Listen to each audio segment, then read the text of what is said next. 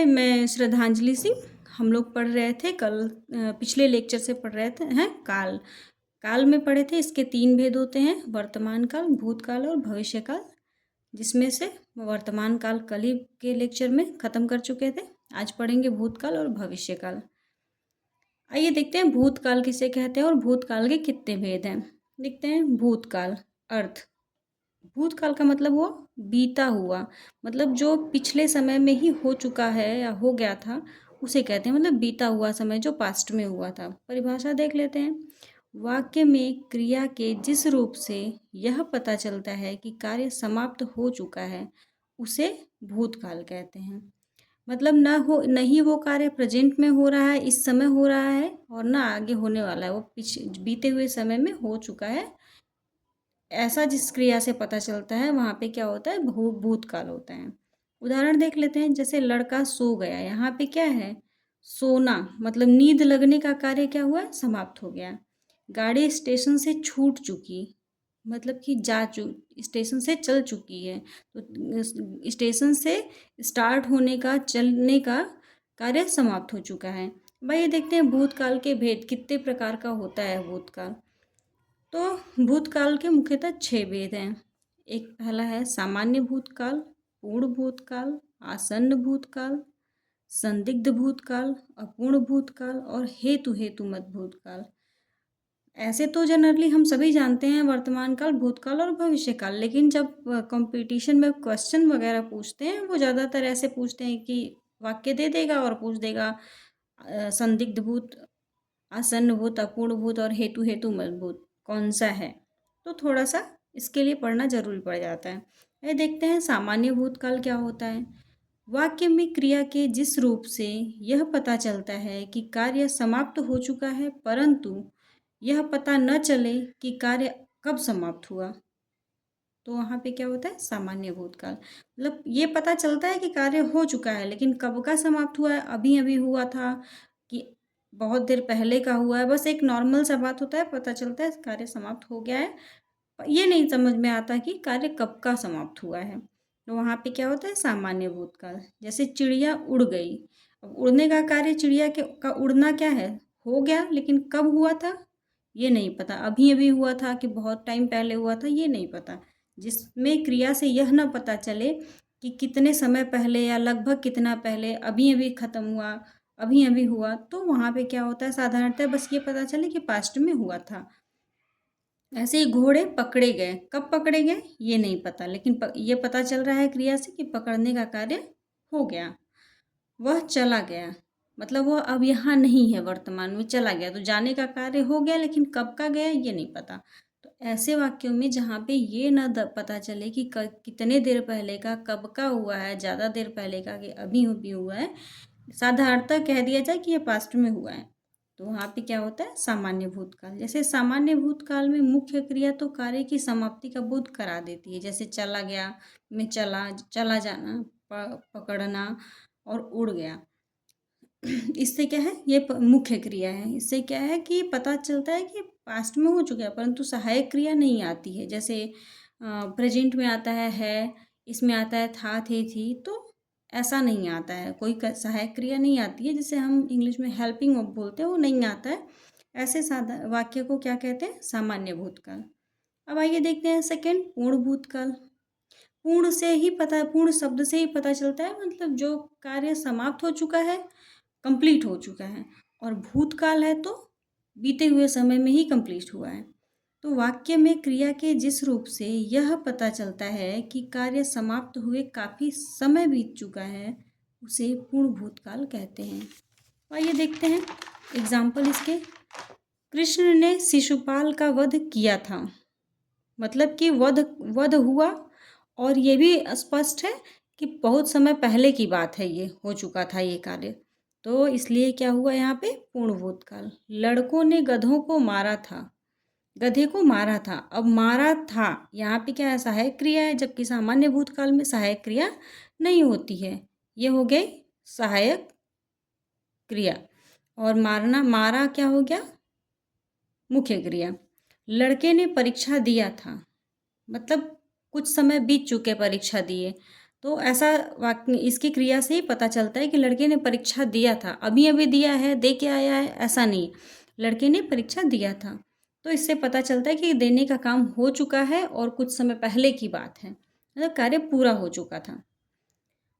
Note, जब मुख्य क्रिया कार्य की समाप्ति का बोध कराए तथा सहायक क्रिया के रूप में था, थे, थी हो, तो पूर्ण भूतकाल होता है। सामान्य, जबकि सामान्य भूतकाल में था कि ये पता था कि कार्य हुआ लेकिन समाप्त हुआ जैसा या फिर सहायक क्रिया उसमें नहीं दिया था। जबकि पूर्ण भूत में क्या है कि वो सहायक क्रिया दिया रहेगा, था, थे, थी, और क्रिया से ऐसा पता चलेगा कि इस कार्य जो है कुछ समय पहले ही समाप्त हो चुका था। अब देखते हैं आसन्न भूतकाल। आसन्न क्या होता है? जिसमें अभी अभी कार्य समाप्त हुआ है, जैसे कि अभी तुरंत पता चले क्रिया से कि अभी कार्य खत्म हो चुका है।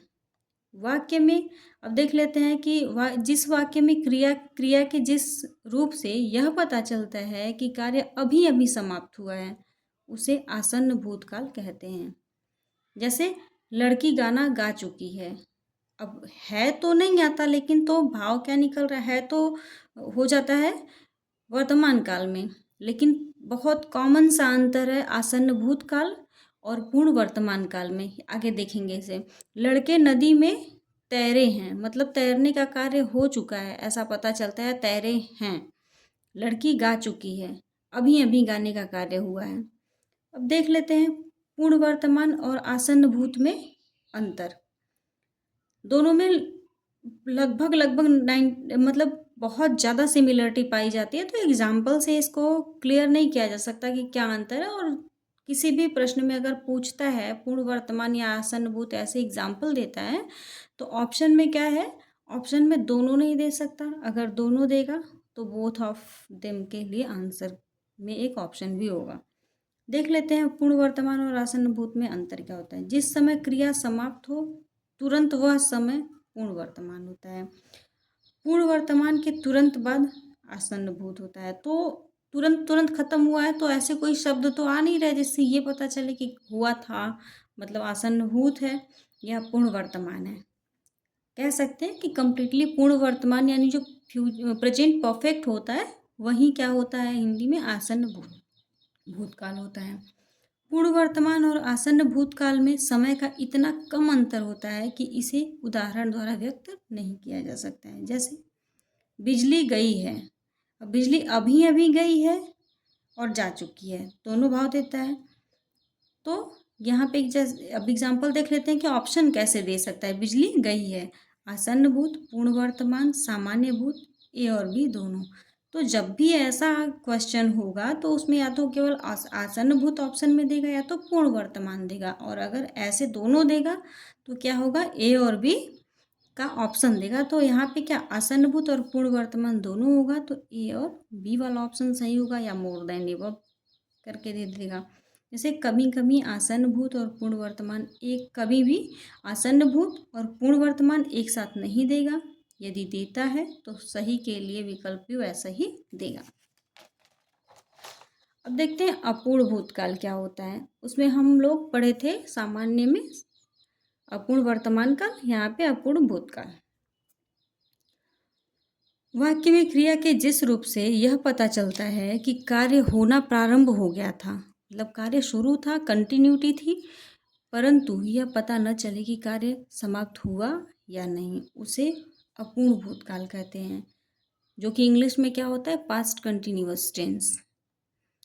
नोट, क्रिया का प्रारंभ बता दिया जाएगा पर समाप्ति नहीं बताई जाएगी। और ये भी रहता है कि पास्ट में ये कार्य कंटिन्यू था, मतलब कि पहले ही प्रारंभ हुआ था, अभी के पहले प्रारंभ हुआ था और उस टाइम चल रहा था लगातार, लेकिन कंप्लीट हो गया है कि नहीं ऐसा नहीं क्लियर रहता है, स्पष्ट नहीं रहता है।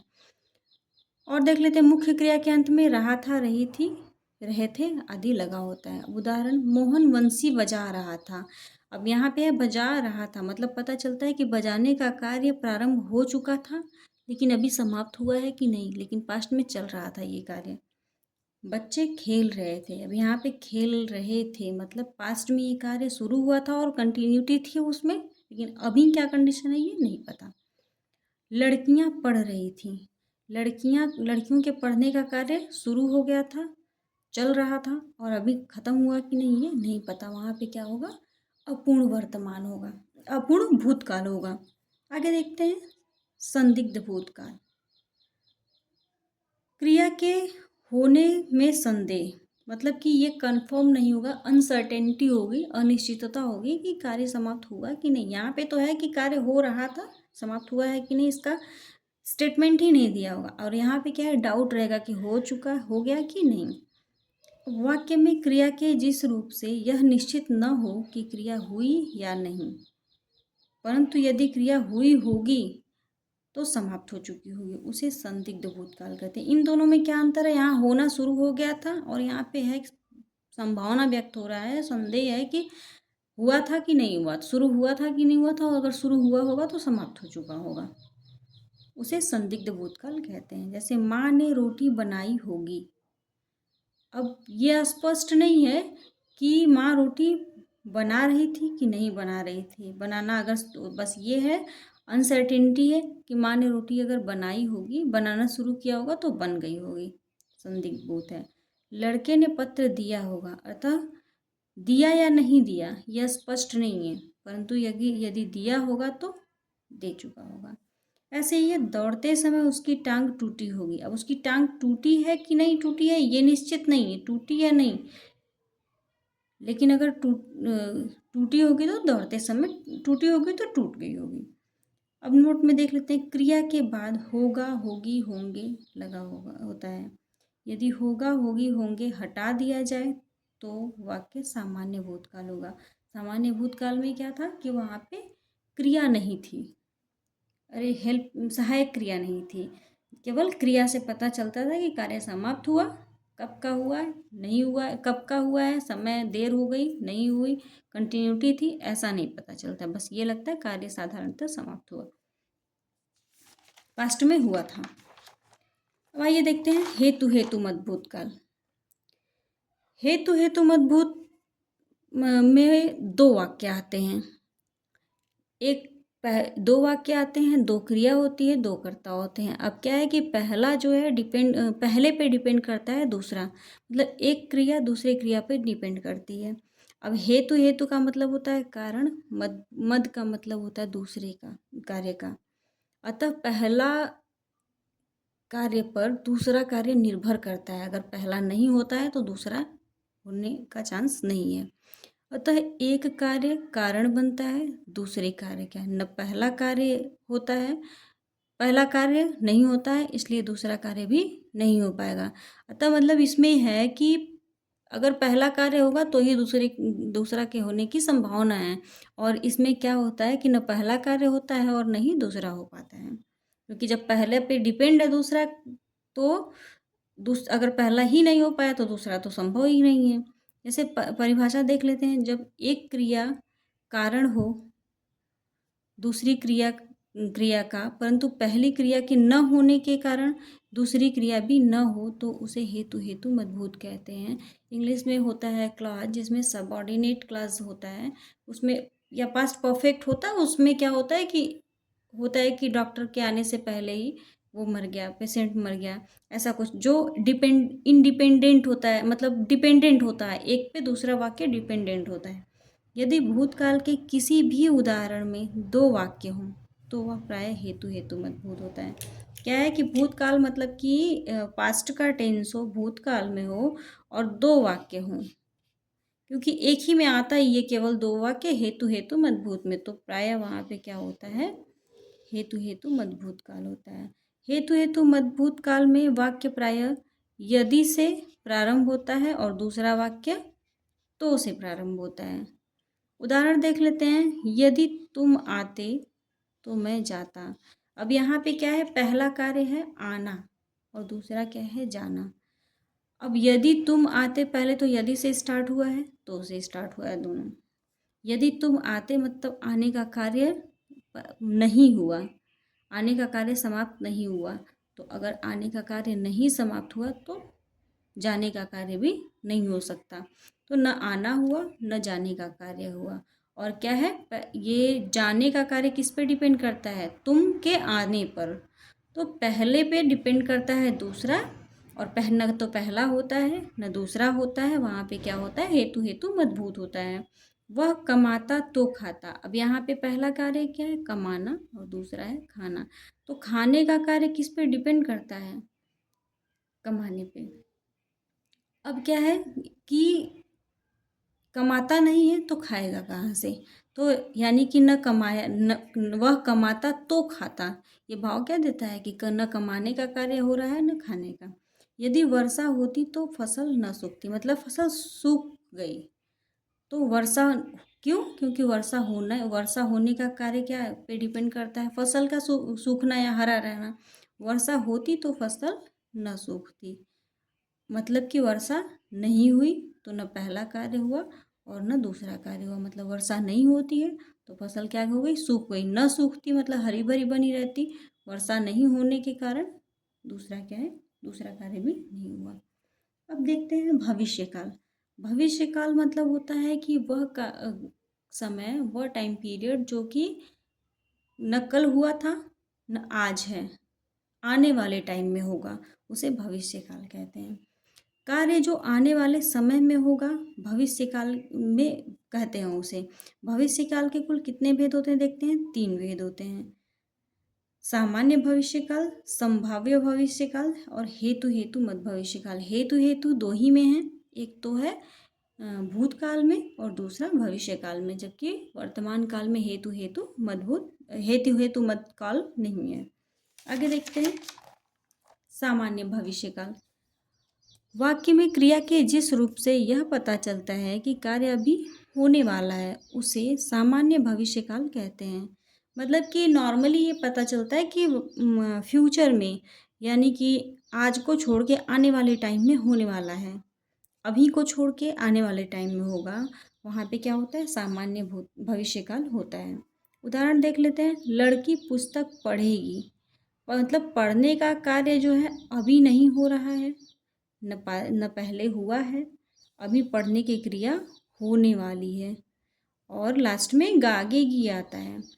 कल बारिश होगी, मतलब बारिश होने का कार्य अभी न हुआ था न हो रहा है, क्या है, अभी हो, आगे होने वाला है, आगे होने वाला है। नोट, मुख्य क्रिया के अंत में गा गे गी लगा होता है। यहाँ पे क्या होता है, सामान्य भविष्य काल होता है। दूसरा देखते हैं संभाव्य भविष्य काल। संभाव्य से मतलब क्या पता चलता है कि निश्चित नहीं है, संभावना व्यक्त हो, जहाँ पे पता संभावना लगे कि अनसर्टेनिटी हो, श्योरिटी ना हो। वाक्य में क्रिया के जिस रूप से कार्य के भविष्य में होने की संभावना पाई जाती है उसे संभाव्य भविष्य कहते हैं। भविष्य का मतलब है कि अभी नहीं, आने वाले समय में, और संभाव्य का मतलब है कि पॉसिबिलिटी है होने की, निश्चित नहीं है, अनिश्चितता व्यक्त होती है जिस क्रिया से, वहाँ पे क्या होता है, संभाव्य भविष्य होता है। आगे देखते उदाहरण, शायद वह पुस्तक पढ़ेगी। अब शायद शब्द से क्या पता चलता है कि निश्चित नहीं है, यहाँ पे क्या है, अनिश्चितता है, अनिश्चितता है पढ़ने की। पढ़ेगी कि नहीं पढ़ेगी ये निश्चित नहीं है, अनिश्चितता है यहाँ पे, इसलिए क्या होगा, संभाव्य भविष्यकाल। क्या होगा, संभाव्य भविष्यकाल।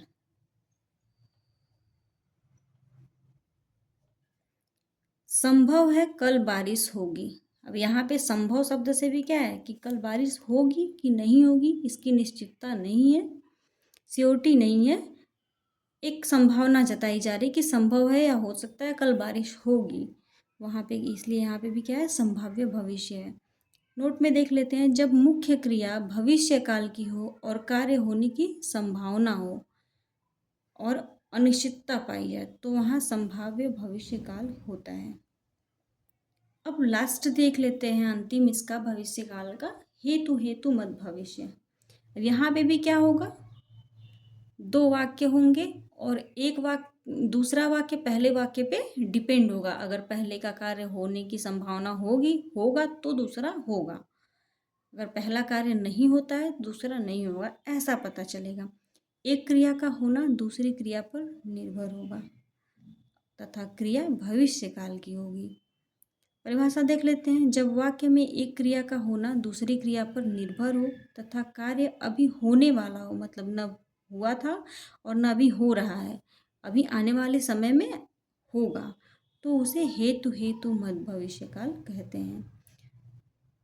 भूतकाल में हेतु हेतु मत भूतकाल था, पास्ट में वो कार्य हुआ होता तो दूसरा वाला हुआ होता, और इसमें क्या है, भविष्य में अगर होगा तो पहला होगा तो दूसरा होगा।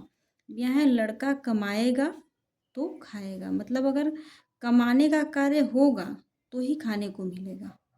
तो पहली दूसरी क्रिया क्या है, पहली क्रिया पे डिपेंड करती है, और यहाँ पे क्या है, दो क्रियाएं हैं, दो मुख्य क्रिया है। यहाँ लड़का के कमाने का, कमाना मुख्य क्रिया, यहाँ पे खाने का। यदि वर्षा न हुई तो फसल सूख जाएगी। अगर वहाँ पे क्या था, यदि वर्षा हुई होती तो फसल न सूखती। तो पास्ट की बीते हुए समय की बात हो रही थी कि अगर वर्षा हो गई, बारिश हो गई होती तो फसल नहीं सूखी होती। तो मेन क्रिया से क्या पता चल रहा था कि कार्य हो पहले पीछे हुआ है, लेकिन यहाँ पे क्या है, यदि वर्षा न हुई तो फसल सूख जाएगी। अतः कार्य क्या है, भविष्य में होने की बात हो रही है कार्य के, इसलिए यहाँ पे क्या होगा, हेतु हेतु मत भविष्य काल होगा। आज काल समाप्त हो गया पूरा। वर्तमान काल, भूतकाल और भविष्य काल। वर्तमान काल के हम लोग पढ़े 5 भेद होते हैं, भूतकाल के 6 हैं और भविष्य काल के 3 हैं। अब आगे हम लोग इन पे जो है क्वेश्चन करेंगे, संधि पे, अलंकार, संधि पे, अलंकार पे, वर्ण एवं वर्णमाला पे और काल पे। अगर कंटेंट सही लगे तो please like and subscribe my channel.